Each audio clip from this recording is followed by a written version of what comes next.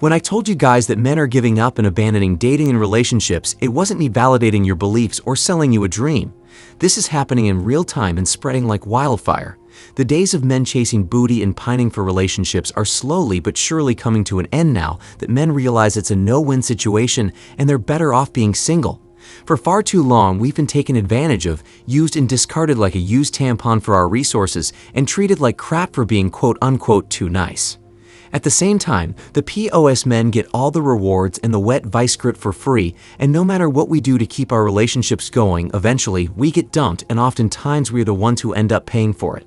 Who wants to do that over and over again just to hopefully find this rare unicorn that will stay with us for a lifetime and live happily ever after? You see how goofy that sounds?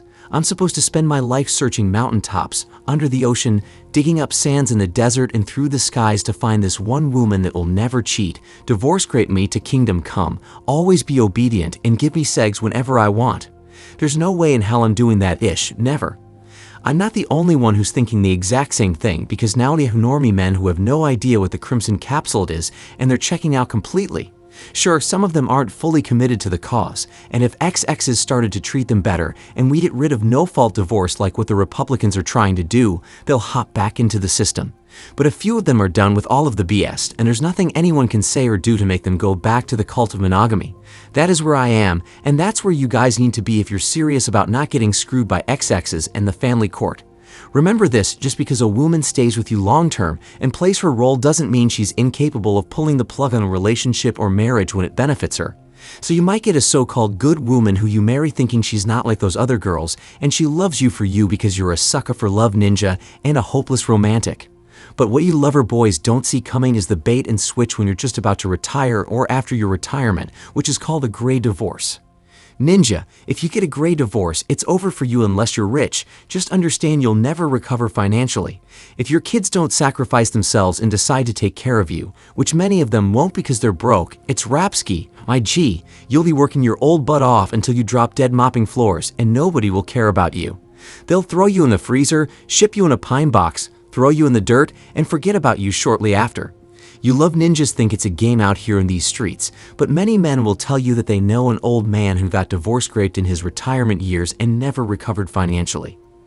So I cringe when you hope strategists brag that you've been married for 20, 30, or 40 years as if the marriage vows didn't say "till death do us part." Once you're married, you can still get divorced at any moment, so the women who stay longer in relationships are way more dangerous than the ones that leave quickly or these 304s out here riding mechanical bulls. So I'm saying all this to burst your fantasy bubble and let you know that good XXs are some of the most dangerous people in relationships, and living your life searching for one is a fool's errand. I don't know if you guys watch Dave Ramsey or finance YouTubers, but Dave, to sum it up, believes that debt is terrible and credit cards are evil. If you compare his advice to most finance YouTubers, they believe debt is good when leveraged correctly, and credit cards are fantastic for building your credit score.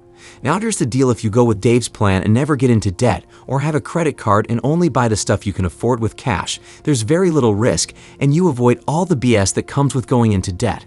This is basically my message on this channel. If you stay away from modern XXs and leave dating and relationships alone, you won't put yourself at risk when dealing with XXs. You might not get booty, and you might have to go months or years without having sex, but at least you're protected from most of the risks that men who deal with XXs have to consider. That is what I call a foolproof plan that any man can follow. There's minimal risk involved if you have salami discipline, and you won't try to jump out of the bushes and go to Pound Town with an XX. It's cheap. All men can do it if they have discipline, and they can live a better quality life than trying to date and go into a relationship. With that said, you hope strategists are like the finance YouTubers who lead people to the slaughter by telling oxygen thieves and lemmings to borrow money and use credit cards. You know good and damn well that mouth brothers and knuckle draggers can't stay disciplined and pay off their debts and credit cards in full at the end of the due date. But here you are encouraging them to learn how to use debt and credit cards wisely as if they can ever do it. And then, as a justification to continue using the card, they sell the dream of points, free vacations, and cash back. But when you peel back the layers of the onion, you realize the credit card industry is worth billions for a reason. Most people lose trying to leverage debt and use credit cards. We all know this, but you guys blindly follow finance YouTubers who sell your goofy but a dream. The same with the marriage industry. It's worth billions for a reason.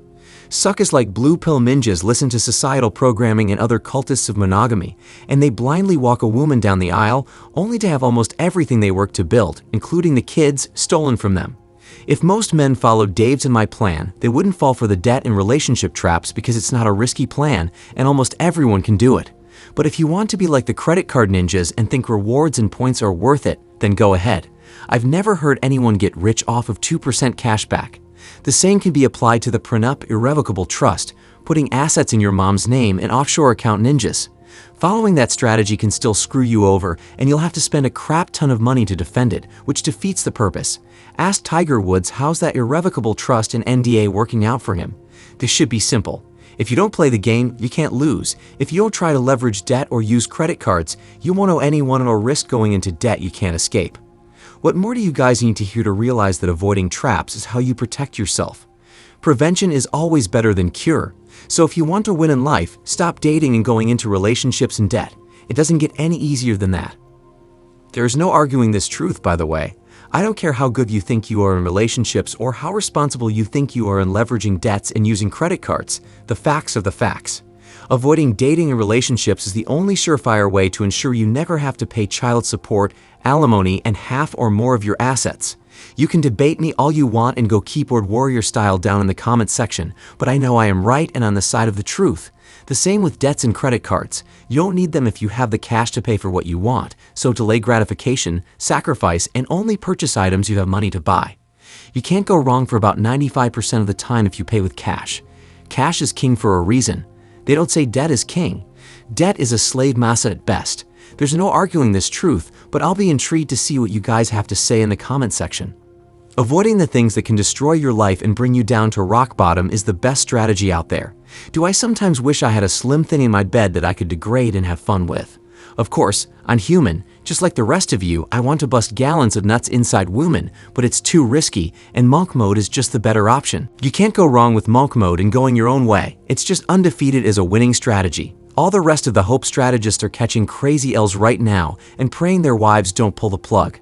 That's not how I want to live. I want peace and quiet in my tropical storm bunker, not having to tiptoe in my own house so I don't piss off a woman. Screw that. I'll jump off a bridgeheadway before I subjugate myself to the prison of monogamy.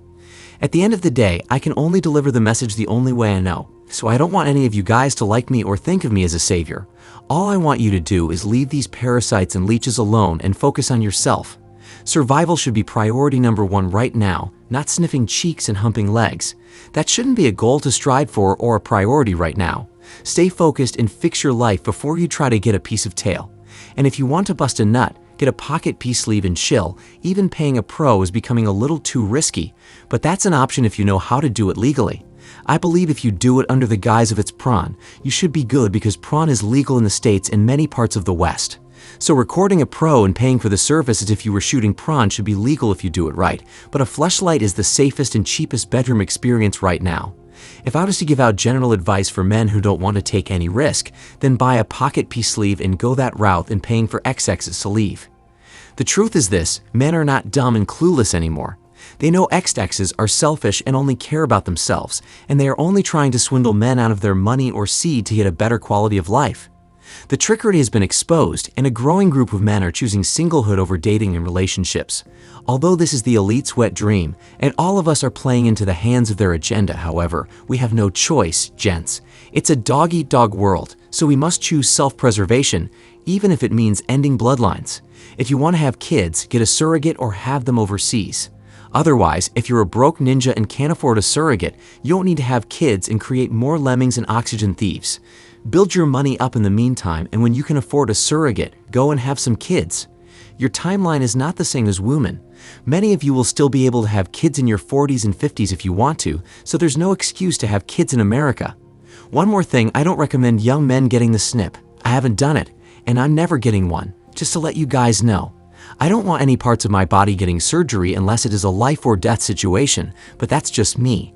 So if you're a young man in your 20s and people are telling you to get the snip, you need to avoid that advice until you're at least mid-30s to early 40s even to consider doing that. You might change your mind and want kids later in life, so don't make a should-be permanent decision at a young age.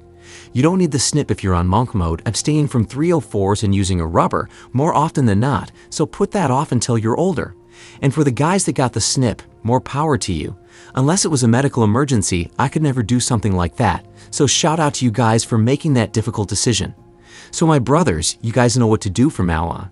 Avoid temptation, hold the line, and stop trying to make relationships work. Go and watch our Season 8 RP videos on the screen that will expose the dark truth about dating and relationships, so click it right now if you want the truth served cold.